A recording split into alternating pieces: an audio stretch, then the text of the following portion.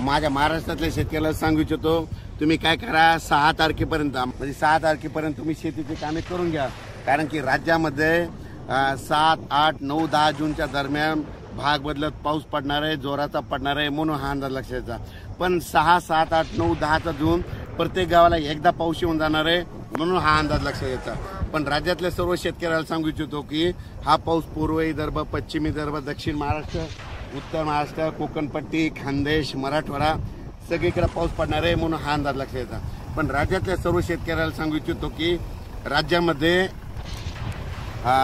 त्याच्यानंतर 13 तारीख म्हणजे 13 जून, 15, 13, 14, 15, 16, 17च्या दरम्यान राज्यात जोराचा पाऊस पडणार आहे, मुसळधार पडणार आहे, म्हणून हा अंदाज लक्षात घ्यायचा। पण राज्यातल्या सर्व शेतकऱ्याला सांगू इच्छितो की राज्यात आजपासून सांगतो की 5 तारखेपासून आज बऱ्याच भागात पावसाला सुरुवात होणार आहे। 6 जूनला आणखी खूप ठिकाणी पाऊस सुरू होणार आहे, 7ला आणखी बराच भाग व्यापणार आहे, 8ला दररोज परत वाढणार आहे, 9ला आणखी बऱ्याच ठिकाणी जाणार आहे, 10ला जाणार आहे, 11ला जाणार आहे, 12ला जाणार आहे। म्हणजे सांगायचं झालं तर पाऊस आता हळूहळू सुरू झाला, म्हणून हे लक्षात घ्यायचं। पण 7, 8, 9चा थोडा जास्त पडणार आहे आणि 13 ते 18चा मात्र जरा खूपच पडणार आहे, म्हणून हा अंदाज लक्षात घ्यायचा। ज्यांच्या शेतकऱ्याचं शेत दुरुस्त करायचे राहिले असेल, तुम्ही अनेक 2-3 दिवस राहिले, या 2-3 दिवसामध्ये शेत दुरुस्त करून घ्या।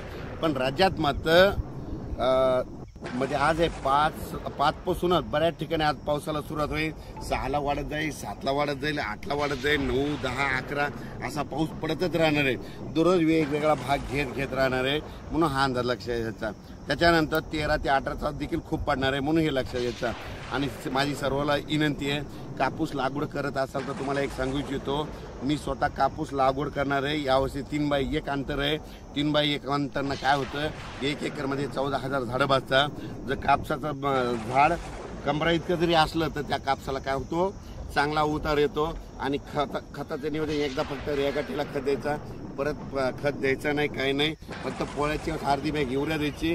आणि असं नियोजन केल्याच्या नंतर 3x1 12, 13, 14 क्विंटलपर्यंत कापूस निघतो, म्हणून हे देखील सगळ्यांनी करायचं। बऱ्याच ठिकाणी पावसाला सुरुवात होईल, ते पाहुणे म्हणते आमच्या इकडे पाऊस पडला, ते म्हणते आमच्या इकडे पाऊस पडला, अशी परिस्थिती चालू राहणार आहे, म्हणून हे लक्षात घ्यायचं। अचानक वातावरण बदल झाला, लगेच उद्या एक मेसेज दिला जाईल। धन्यवाद।